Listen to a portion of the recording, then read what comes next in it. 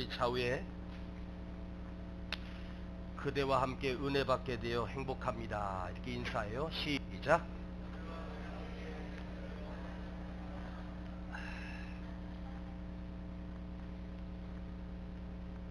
언젠가 제가 이야기를 한 적이 있는데,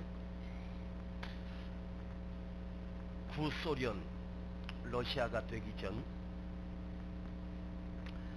지방의 우체국에서 아주 말단 서기, 그냥 사무 정리하는 말단 공무원이 있었습니다. 그는 아직 장가도 가지 못했고 결혼도 못하고 자식도 낳아보지 못한 채 그냥 나이 40이 넘었습니다.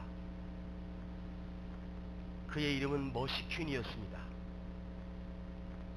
누군가가 그에게, 머시퀸에게, 자네 소원이 뭔가? 가정을 이루고 싶어요. 자녀를 많이 낳고 싶어요. 그럴 줄 알았던 그가 대답을 합니다. 그 대답은 멋진 외투를 입고 싶어요. 추운 지역이라 양털로 만든 고급 외투 한 벌이 그야말로 비싼 외투거든요. 그래서 그는 평생에 월급을 절반을 꼬박꼬박 모아서 15년 동안 모았더니 나름대로 큰 돈이 모아졌어요.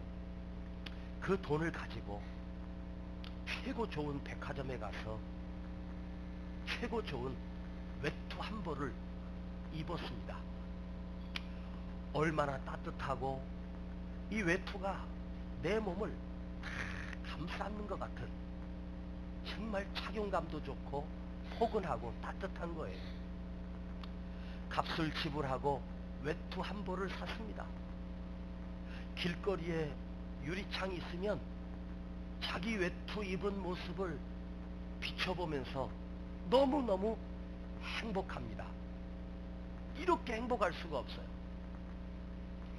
그걸 입은 채로 그냥 집에 들어갈 수가 없어서 온 거리를 다니면서 그 외투를 사람들에게 자랑하고 싶은 거예요. 그런데 이상한 것은 내가 이 멋진 외투를 입었으니 사람들이 나를 쳐다보고 와 할 줄 알거든요. 그런데 이상한 것은 아무도 나에게 관심이 없는 것 같아.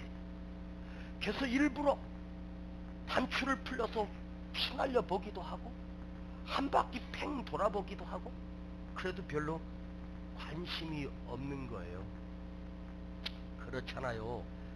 내가 새 옷을 입고 나가면 사람들이 다 쳐다볼 것 같은데 사실은 아무도 관심이 없거든요. 예? 아주 좀 특이한 옷을 입었어도 길거리에 나가면 그냥 다 똑같거든요. 여러분, 여인이 헤어스타일을 완전히 다른 방향으로 바꾸고 자기 거울을 보면 이상하잖아요. 예? 제가 처음으로 염색을 해봤습니다. 염색을 하고 나서 거울에 비춰진 나를 보는데 너무 이상한 거예요. 머리가 새카매가지고요, 아주 이상해요. 그리고 교회를 왔는데 알아보는 사람이 없는 거예요. 몇 사람만 목사님 염색하시지, 거의 한 5분의 4는 그냥 모르더라고요. 그 염색이 다 빠져서 다시 흰머리가 생길 모르더라고요. 그래서 다시는 염색 안 하기로 결심을 했습니다. 그 외투를 입고 온 거리에 나가서 자랑을 해도 아무도 알아주지 않아요. 밤늦게까지 길거리에서 외투를 자랑하고 시키는 집 앞 골목에서 갑자기 강도를 만나 흠씬 두들겨 맞고 피를 철철 흘린 채 쓰러져 버렸습니다. 나 가진 돈 아무것도 없는데, 근데 그 강도가 그 머시킨의 외투를 훌렁 벗겨가지고 그대로 도망가 버렸습니다. 피에 쓰러져 있는 그 머시킨이 자기 외투를 가져간 그 강도를 향해서 내 외투, 내 외투, 내 외투, 간신히 몸을 일으켜서 집에 돌아와 누웠습니다. 한숨도 자지 못하고 상처난 거는 상관없고 그 외투, 며칠 동안 일어나지 못한 채 외투, 나의 외투, 내 외투, 그렇게 그 외투에 매달려서 외투를 외치다가 3일 만에 죽고 말았답니다. 이 머시킨이 비록 말단 공문이었지만 그 평생 자랑은, 그 평생 꿈은 외투 한 벌이었던 것입니다. 시골에서 국민학교 4학년 다니다가 중퇴하고 18에 서울에 올라와 청계천에서 막리를 하면서 봉제 공장에서 그 먼지를 뒤집어 쓰면서 재봉틀, 그걸 기술을 배워서 옷을 만드는 기술을 배운 젊은 총각이 있었습니다.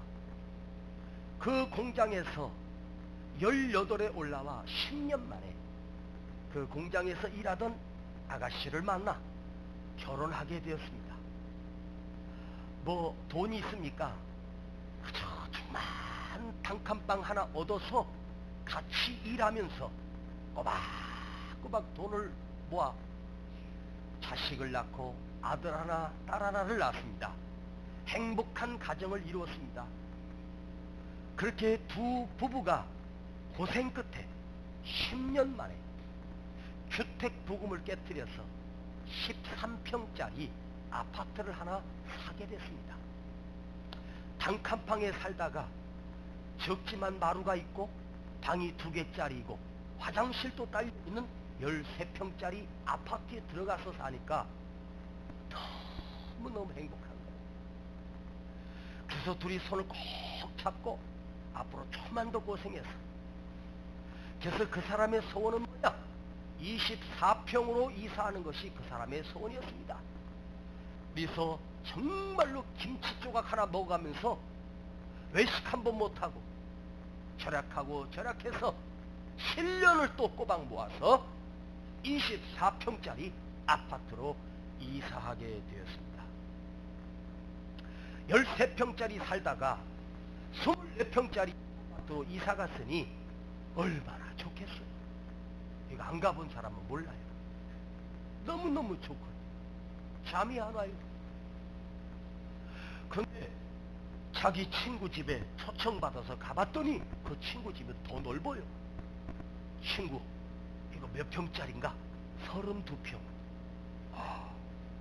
그래서 또 이 부부가 우리도 32평이 목표다. 그래서 열심히 돈 안 쓰고 악착같이 모았어. 10원짜리도 100원짜리도 그걸 악착같이 모아가지고 8년 만에 32평짜리 아파트로 이사하게 되었습니다.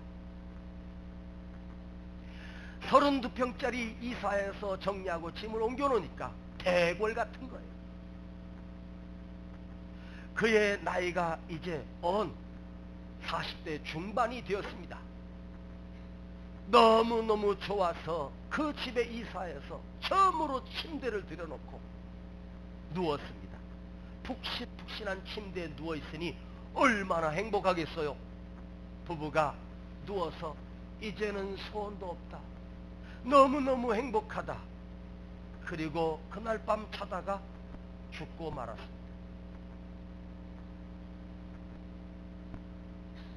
그가 하나님 앞에 섰을 때 하나님이 너 이 땅에 무엇 하다가 왔냐고 보시면 뭐라고 대답할 수 있겠습니까?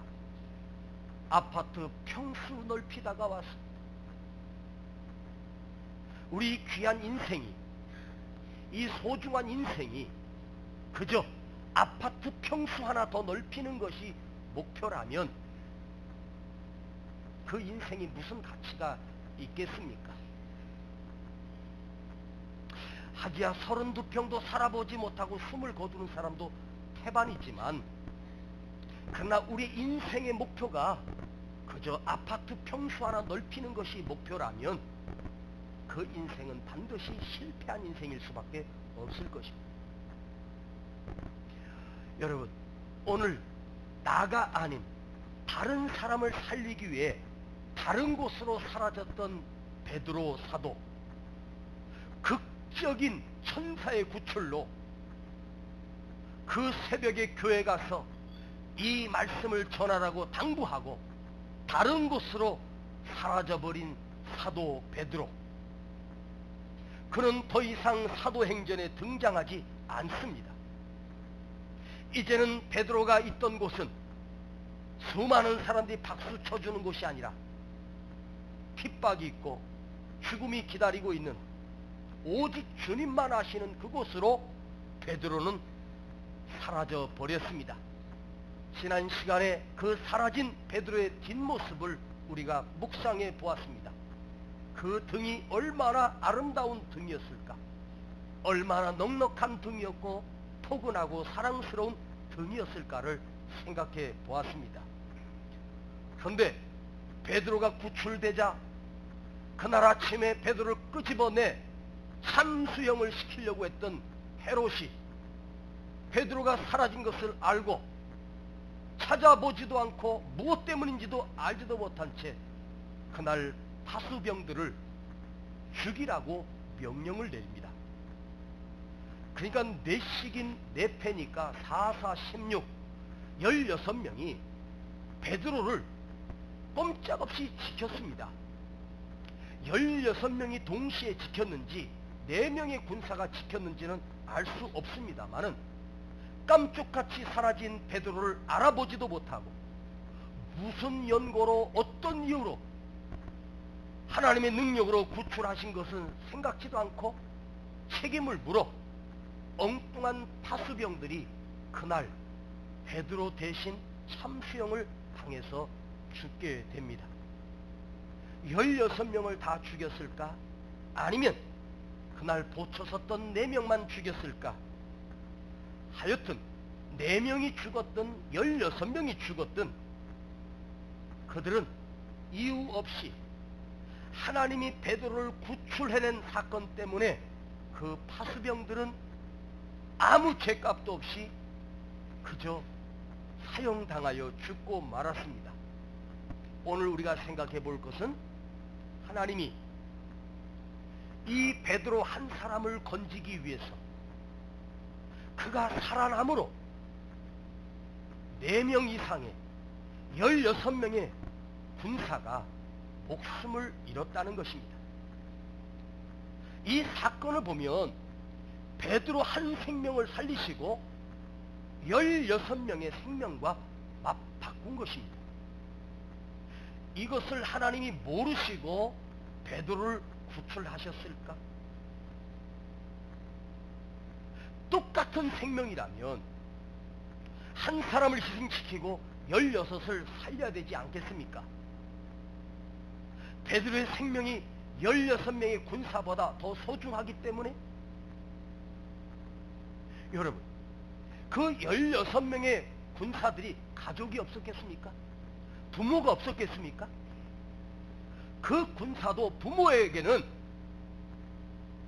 눈에 넣어도 아프지 않는 내 귀한 자식이었을 것이고 한 여인의 소중한 남편이었을 것이고 한 아이의 소중한 아빠였을지도 모릅니다. 그들의 이름을 모르기 때문이지만 그들의 입장에서 그 16명의 군사가 내 아들이라고 생각해보고 내 남편이라고 생각해보고 나의 아빠라고 생각해본다면 이렇게 말할 수 있어요. 하나님, 어찌 그리 하셨습니까? 도대체 베드로가 뭐라고 그 한 사람 살리려고 내 아들 죽였고 내 남편 죽였고 우리 아빠를 죽였습니까? 우리도 하나님 앞에 충분히 항거할 수 있었을 거예요. 그런데 성경은 우리에게 명쾌하게 왜 베드로를 살렸고 16명의 군사를 죽여야만 했는지를 성경은 우리에게 아무런 대답도 해주지 않는다는 사실입니다. 하나님께서 베드로의 생명이 귀하여 16명의 군사와 생명과 맞바꾸었다. 물론 베드로 사도 한 사람을 통해서 살려낸 영혼들이 16이 아닐 거예요. 훨씬 더 많을 거예요. 그가 한번 설교할 때 3천이 회개하고 5천이 돌아오는 기적도 있었으니까요.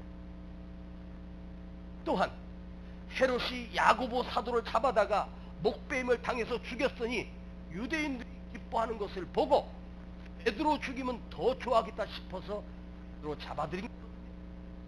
그런데 야고보 사도는 천사가 와서 극적으로 구출해 주지 않고 야고보 사도는 헤롯의 작정대로 목베임을 당해서 야고보 사도는 죽었습니다. 그런데 왜 베드로는 천사를 보내서 구출하시느냐는 것입니다. 베드로의 남은 사명이 귀하기 때문에, 베드로가 해야 될 일이 크기 때문에, 아니 성경에서 사라진 걸 보면 그가 무슨 일을 했는지, 어떤 일을 하고 살았는지 우리는 알 수 없습니다. 그런데 누구는 살리고 누구는 죽게 내버려 두고, 이거 공평하지 않지 않습니까? 그걸 하나님께 따질 수도 없고요. 하나님께 물어도 하나님은 대답하지 않는 것입니다. 그러나 오늘 생각할 것은 왜 누구는 살리고 누구는 죽였느냐를 우리는 논하자는 것이 아닙니다. 베드로 입장에서 그가 떠나고 보초 16명이 죽었다는 소식을 들었는지 듣지 못했는지는 알 수 없어요. 아마도 듣지 못했을 거예요. 그러나 중요한 건 뭐냐? 나 하나 살리기 위해서 누군가가 생명을 버렸다는 사실입니다. 베드로가 그 소식을 듣고 나 하나 살리려고 16명을 죽였구나라고 말했는지, 아니 그렇지 않아도 베드로가 아니어도 우리 모두는, 오늘 이 시간 우리 모두는 생명의 빚진 자입니다. 나 하나 살리기 위해서 수많은 사람이 희생을 했다는 사실을, 내 생명과 맞바꾸었다는 사실을 아십니까? 세월호가 파손할 때 물에 잠기며 배가 중심이 무너져 기울어서 이제는 회생 가능성이 없을 때 그 배를 버리고 제일 먼저 배에서 탈출해 버렸습니다. 그래서 수많은 우리 자녀들이 그 바다에서 목숨을 잃었습니다. 나 하나 살기 위해서 남을 죽이는 사람이 있고, 또한 끝까지 남아서 만일 그가 나는 선장이다, 이 배와 함께 나의 운명을 같이 하리라, 그렇게 결심하고 방송을 하고 끝까지 그 배에 있는 학생들을, 그 배에 있는 사람들을 살리기로 결심을 했었다면 아마도 틀림없이 희생자의 절반 이상은 아마도 지금까지 살아있었을 것입니다. 나 하나 살려고 나옴으로 인해서 내가 삶으로 엉뚱한 자녀들이 희생을 했습니다. 그래서 그는 죽을 수밖에 없는 죄인이고 무기징역을 당했고, 그는 평생 감옥에서 나올 수 없는 사람이 되었습니다. 여러분, 누구를 살리고 누구를 죽이고 이건 나의 권한이 아닙니다. 오직 하나님의 주권이고 하나님의 권한이십니다. 그런데 오늘 우리가 깨달아야 할 것은 내가 살기 위해서 누군가가 나와 생명을 맞바꾸었다는 것. 여러분, 이 땅에 태어났습니다. 갓난아기로 태어났습니다. 틀림없이 말입니다. 산모는, 나의 엄마는 나를 낳기 위해서 그야말로 죽습니다. 산통의 고통은 무슨 고통이냐? 죽음의 고통이에요. 그 아이를 낳는 그 순간은 그냥 죽는 거예요. 그래야 새 생명이 태어나는 것처럼. 또한 누군가 날 대신하여 죽었기 때문에 내가 지금 여기 살고 있는 것입니다. 주님이 나를 위해서 희생하셨고 나를 위해서 죽으셨기에 오늘 내가 예수 그리스도인이 되었습니다. 여러분, 이 조국 대한민국이 이렇게 평안하게 축복 속에 이렇게 발전해서 참으로 모든 것을 누리며 살고 있는 우리, 여러분, 이 땅에 언젠가는 총칼로 완전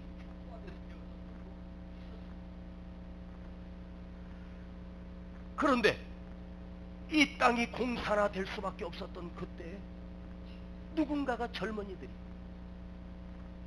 생명을 잃어 나라를 지키다가 총탄에 맞아서 유골도 찾지 못한 채 어느 사냐에 묻혀있는 유골들이 수도 없이 많습니다.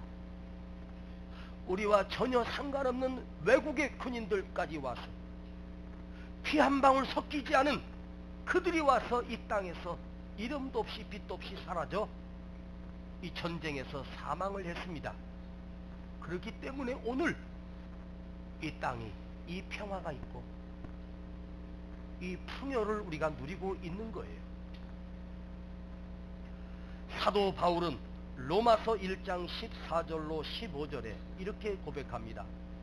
헬라인이나 야만인이나 지혜 있는 자나 어리석은 자에게 다 내가 빚진 자다. 그러므로 나는 할 수 있는 대로 로마에 있는 너희에게 복음 전하기를 원하노라. 자, 헬라인이나 야만인이나 지혜 있는 자나 어리석은 자나 그 누구든지 내가 너희를 위해서 빚진 자다. 빚을 졌다. 무슨 빚을? 목숨의 빚을 졌다. 아무 상관없는 자인 것처럼 보이지만 바울은 내가 너희에게 빚을 졌다고 말합니다. 자기가 사도되어 복음을 전하는 것은 나를 드러내고 나타나기 위함이 아니라 그 빚을 갚기 위하여 복음을 전한다는 거예요. 오늘 우리는 이 세상에 살면서 엄청난 생명의 빚을 지고 살고 있습니다. 그 빚을 갚을 길이 없습니다. 그래서 사도 바울은 죽음도 두려워하지 않아요. 나는 생명의 빚을 졌기 때문에. 아멘. 그래서 그 생명의 빚을 갚기 위해서 오늘도 이 험산 출령을 넘어 복음을 전하러 가고 있습니다. 오늘 사도 베드로가 사라진 것은 무엇 때문에 사라졌는지, 왜 사라졌는지 모르겠지만 아마도 그는 또한 빚진 생명의 빚을 갚기 위해서 떠나지 않았겠습니까? 아니, 오늘 그 빚을 갚기 위함이 아니라 그는 평생 그 빚을 갚으며 살아왔습니다. 그래서 또 다른 곳으로 사라져 그곳에서 아름답게 복음을 전하는 자로 살다가 그 마지막은 우리가 알 수 있습니다. 십자가에 거꾸로 매달려 순교하고 말았습니다.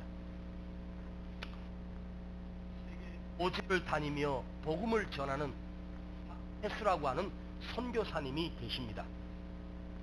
그는 고등학교 때까지만 해도 교회 문턱을 넘어본 적이 없었습니다. 근데 그가 고등학교 1학년쯤 아버지가 하던 사업이 갑자기 부도나면서 집안이 몰락하면서 하루아침에 집에서 쫓겨난 신세가 되었습니다. 나 같은 인생은 살 가치도 없다 생각하고 그는 죽을 수 있는 약이라면 다 모아서 주머니에다가 모아놓고 한꺼번에 털어놓고 자살하려고 결심했습니다. 근데 그 친구가 어느 날 갑자기 주일날 아침에 태수야, 나랑 갈 데가 있다. 내가 오늘 죽으려고 했는데 그 친구가 어디 가자는 거예요.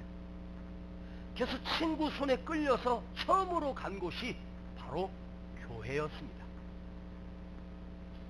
그날 처음으로 교회 문턱을 넘어 예배당 안에 들어가서 찬송을 부르고 말씀을 듣는데 그 속에 잠잠히 하나님의 은혜가 임하기 시작했습니다. 가정 파탄 속에서 자살 지경까지 이르렀던 그가 그 죽음의 문턱에서 주님을 만난 것입니다. 새로운 생명을 얻었고 영원한 생명을 얻었습니다. 그날 그는 예수 그리스도를 나의 구주로 영접했습니다. 예수 그리스도를 나의 구주로 영접한 그는 이제 내가 어떻게 살아야 할까, 나의 남은 인생을 어떻게 살아야 될까를 곰곰이 생각한 끝에 나는 죽었다가 살아난 자다.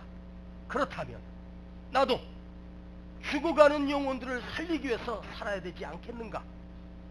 그리고 그는 선교사 훈련을 받고 오지로 가서 소외된 사람들을 찾아다니며 복음을 전하기 시작했습니다. 그의 작은 자서전에 있는 이야기입니다.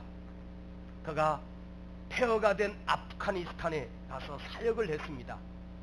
복음을 전하기 위해서 지프차를 타고 가던 차가 벌판에 갑자기 뒷바퀴 축이 부러지면서 그대로 차가 주저앉고 말았습니다. 그 벌판 사막에서 아무도 구원해 줄 수 있는 사람이 없습니다. 그곳에서 하루가 지나고 이틀이 지날 때 그 길로 어떤 세계 구호단체에서 차들이 줄을 지어서 지나가는 그 구호단체를 만나게 돼요. 간신히 거기서 구조가 됩니다. 근데 그 선교단체, 구호단체에 동양인 여성이 하나 있었습니다. 처음엔 한국 여성인 줄 알고 한국말로 물었더니 한국 여성이 아니고 일본 여성이었습니다. 그의 이름은 니꼬라고 하는 여성이었습니다. 24살 된 니꼬였습니다. 같은 동양인을 만나서 우연히 한방에서 니꼬와 함께 지내면서 많은 대화를 나누게 됐습니다. 알고 보니까 니꼬는 도쿄에 있는 인류대학 정치학과를 졸업하고 우연히 소외된 사람들을 돌보는 그 책을 접하고 자기가 공부했던 정치학을 포기하고 구호단체에 가입하여 의학을 공부하고 막 전쟁이 끝난 이 아프가니스탄에 찾아와 부상병들을 치료하며 그들을 위해서 3년간이나 봉사하고 있었습니다. 이 박태수 선교사를 만난 니꼬, 그래서 이 박태수 선교사는 그때부터 시간이 날 때마다 니꼬를 위해서 기도하기 시작했습니다. 그러나 니꼬를 만날 길이 없어요. 그런데 참으로 극적으로 복음을 전하러 갔다가 그곳에서 6개월 만에 니꼬를 다시 만났습니다. 너무너무 반가웠습니다. 그래서 니꼬에게 정식으로 복음을 전했습니다. 내가 죽음의 문턱에서 만난 하나님을 간증했고 예수 그리스도를 만난 그 생명의 감격과 구원의 기쁨을 그 니꼬에게 증거했습니다. 그런데 니꼬가 그 박태수 선교사의 간증을 듣고 회심한 것이 아니라 꿈쩍도 하지 않는 것입니다. 이렇게 대답했습니다. 선교사님, 나는 이곳에서 수없이 목숨을 잃을 뻔했고 수없는 위기 속에서 구조했고 병든 자를 고쳐주었고 치료해 주었습니다. 이곳은 도무지 사람이 살 수 없는 곳이고 살아갈 수 없는 환경입니다. 일본에도 개도 이렇게 살지 않습니다. 저는 이 사람들이 너무너무 불쌍해서 이 사람들을 살리기 위해서 보고만 있을 수 없어서 온 것입니다. 제가 하는 일은 인간으로서 당연한 일이기 때문에 한 것입니다. 그런데 당신이 믿는 하나님, 영원한 생명, 빛을 졌다는 당신이 믿는 그 예수 그리스도, 그분을 나는 존경하고 사랑합니다. 그러나 예수 그리스도를 믿는다라고 하는 크리스찬들은 지금 어디에 있습니까? 사랑한다고 말하면서 사랑한다라고 말하는 그 그리스도인들은 도대체 지금 무엇을 하고 있습니까? 왜 이런 지옥 같은 곳에 와서 도울 생각도 하지 않고 죽음이 두렵다고 오지 않습니까? 나는 하나님과 상관없는 사람임에도 불구하고 인간으로서 마땅한 도리이기 때문에 온 것인데, 생명을 구원받은 그들은 도대체 지금 무엇을 하고 있습니까? 이렇게 대답하는 것입니다. 오늘 여러분, 리꼬가 대답했던 이 말은 박태수 선교사에게 하는 말이 아니라 저와 여러분에게 하는 말이 아니겠습니까? 당신들은 지금 무엇을 하고 있습니까? 예배당 안에 갇혀서 예배만 드리고 밥 먹고 그리고 춤추고 찬양하고 자기들끼리 기뻐하다가 돌아가지 않습니까? 그런데 조금 다른 것 같습니다. 천당을 간다는 당신 같은 사람, 지금 어디에서 무엇을 하고 있습니까? 생명을 가졌다는 그 사람들이 지금 무엇을 하나요? 어떤 짓을 하고 있습니까? 나 같은 사람도 이곳에 와서 이 젊음을 바치는데 완전한 사랑을 가졌다는 예수 믿는 사람들은 지금 어디에 있습니까? 여러분, 니꼬의 질문은 하나님을 모르는 사람들에게 던지는 질문이 아닙니다. 바로 오늘 나에게 던지는 질문입니다. 오늘 여러분 가까운 곳에 있는 여러분의 형제, 여러분의 자녀, 친구, 동료들 가운데 아직도 하나님을 모르는 사람이 있습니까? 그 사람들이 왜 예수를 믿지 않겠습니까? 그들은 이렇게 말합니다. 예수쟁이들은 다 이기적이고 욕심쟁이고 자기밖에 모르는 자들이라고. 오늘 리꼬의 질문이 바로 나에게 던지는 질문이 아닙니까? 사랑하는 여러분, 오늘 이 리꼬의 질문 앞에서 또 다른 생명을 살리기 위해서 사라져간 베드로의 그 발자취를 보면서 나도, 우리도 또한 그 길을 함께 가야 되지 않겠습니까? 또 다른 예수를 믿지 않는 니꼬가 오늘 저와 여러분을 향해서 질문하고 있습니까?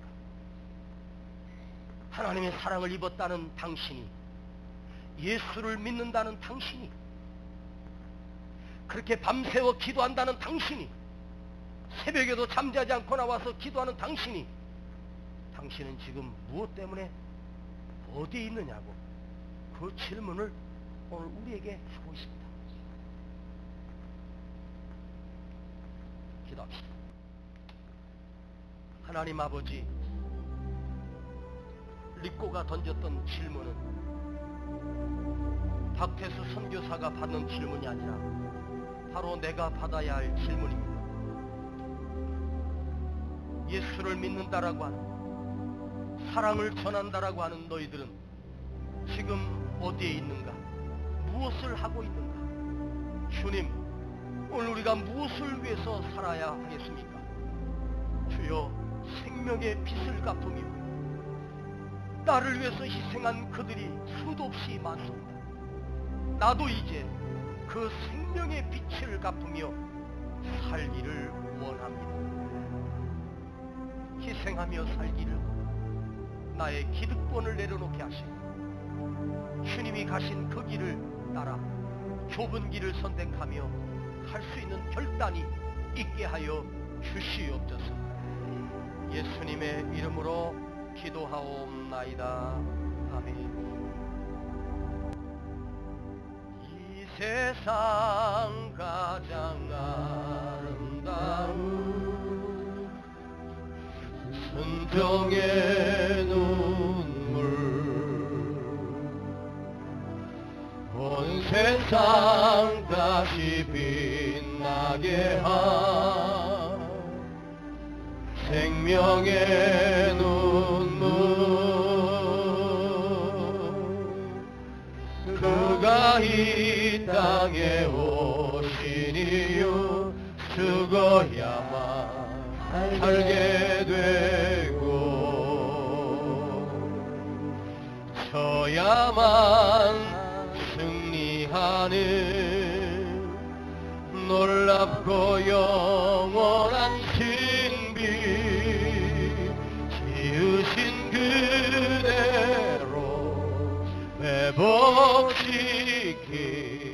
우리의 창조주 그리스도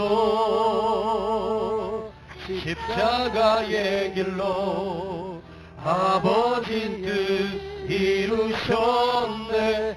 그가 이 땅에 오신 이유 이제 우리에게 맡겨진 그 소망, 그 사랑, 그 생명, 아름답고 눈부신 십자가의 길, 우리가 이 땅에 살아갈 이유. 낮엔 해처럼 밤엔 달처럼, 낮엔 해처럼 밤엔 달처럼 그렇게 살 순 없을까?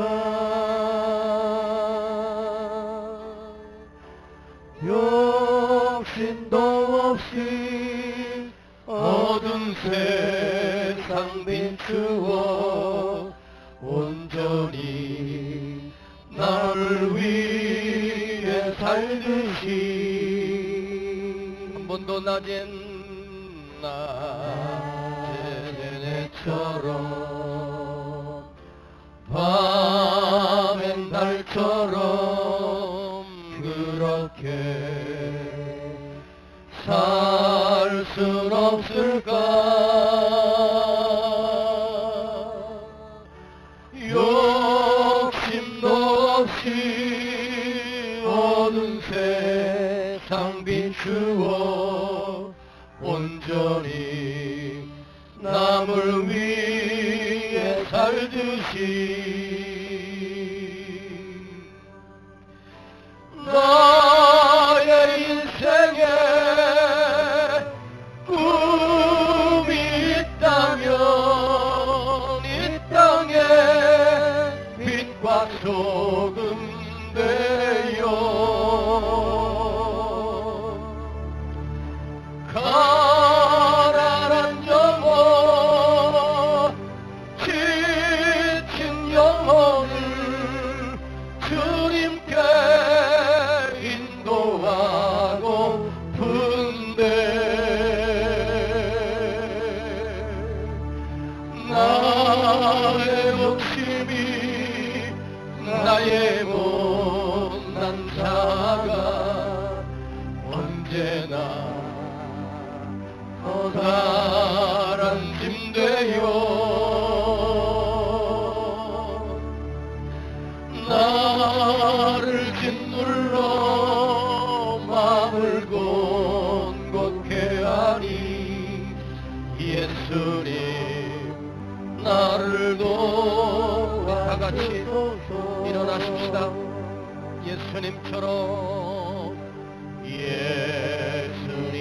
예수님처럼 바울처럼 그렇게 살 순 없을까? 너를 위하여 당신들의 온몸을 온전히 버리셨던 것처럼 주의 사랑을 베푸는 사랑 값없이 거저주는 사랑 들어라 나는 주는 것보다 받는 것 더욱 좋아하니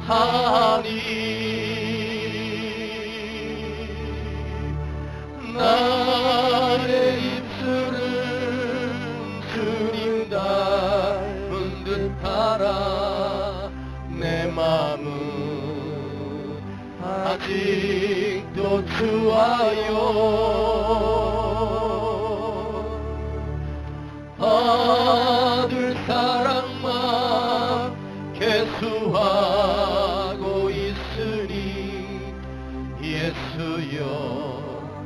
나를 도와주소서.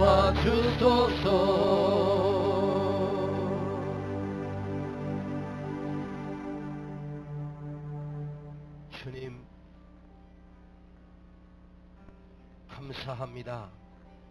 오늘 또 깨닫게 해주셔서 내가 무엇 때문에 살아야 할지를, 왜 살아야 하는지를 알게 해주셔서 감사합니다.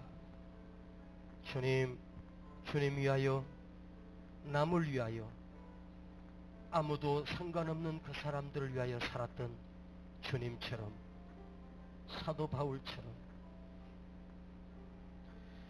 나도 그렇게 살기를 원합니다.